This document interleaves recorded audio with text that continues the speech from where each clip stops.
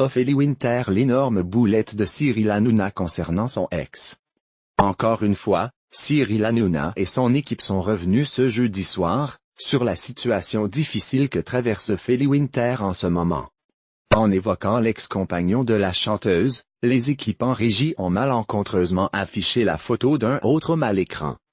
Voilà des semaines qu'Ophélie Winter est au cœur de l'actualité.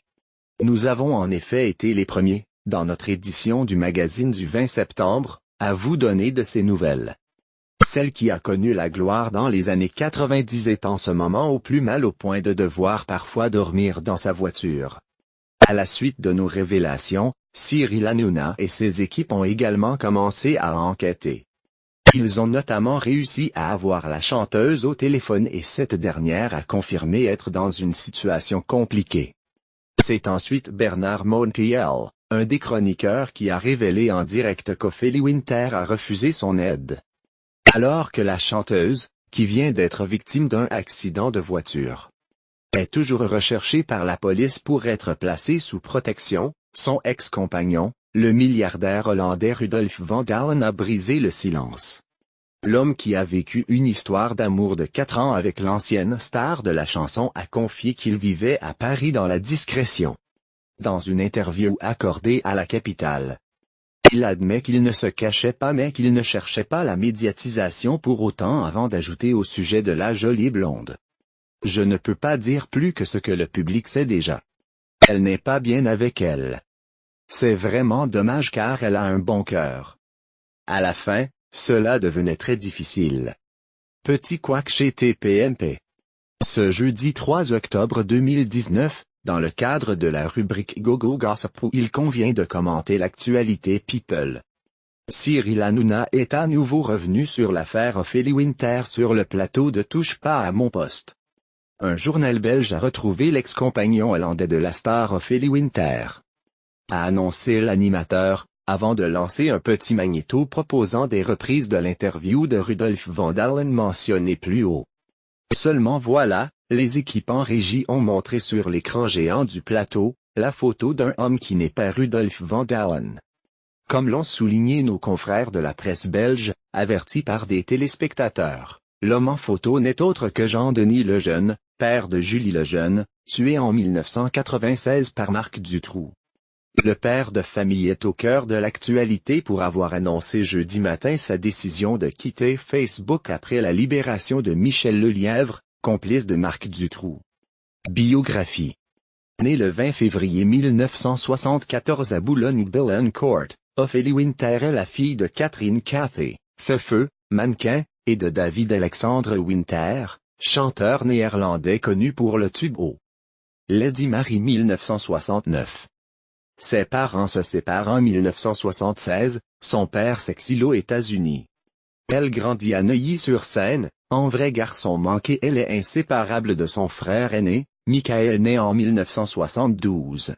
À 6 ans, elle monte sur scène pour la première fois et enregistre son premier 45 tours en 1984, la chanson des klaxons.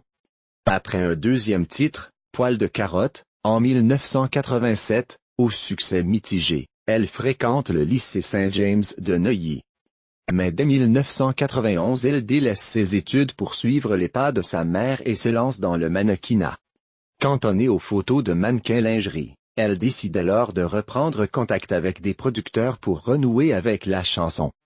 En 1993, elle rencontre le chanteur Prince, ensemble ils enregistrent à Minneapolis une reprise du tube The Most Beautiful Girl in the World. À l'automne 1994, la chaîne M6 propose à Ophélie Winter la présentation d'une émission musicale hebdomadaire, le Hit Machine. Propulsée animatrice star de la chaîne, elle cumule les émissions pendant 3 ans dans ce Machine Club, Coming Next, Ophélie Street, Ophélie Show. Elle profite de cette popularité pour sortir en 1995 le single Dieu m'a donné la foi qui devient le tube de son album Nos soucis. Vendu à 600 000 exemplaires et certifié disque de platine. Elle laisse à sa mère la gestion de ses affaires et crée avec elle une société de production, Vinaol. Curieuse de découvrir d'autres univers, elle fait une première apparition au cinéma en 1996 dans Homme, femme mode d'emploi de Claude Lelouch. L'année suivante, elle décroche les rôles principaux dans Tout doit disparaître de Philippe Muil et Bouge de Jérôme Cornuau. L'accueil de son deuxième album, Privacy, en 1998 est mitigé. Vendu à 275 000 exemplaires, les concerts et la tournée initialement prévus sont cependant annulés. Après l'échec en demi-teinte de son émission sur TF1, Ophélie Winter Show, en 2000, elle revient sur le grand écran avec Les Jolies Choses de Gilles Paquet-Brené 2001. En 2002, elle est de retour dans les bacs avec un nouvel opus, Explicite Lyrique. Malgré le relatif flop de ce troisième album, le single Sache dont il est extrait réussit à se frayer une place dans le top 50.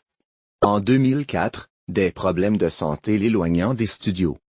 En septembre 2007, après quelques années d'absence du petit écran, Ophélie retrouve M6, chaîne avec laquelle elle a débuté, pour rejoindre le jury de la 4e saison de Popstar.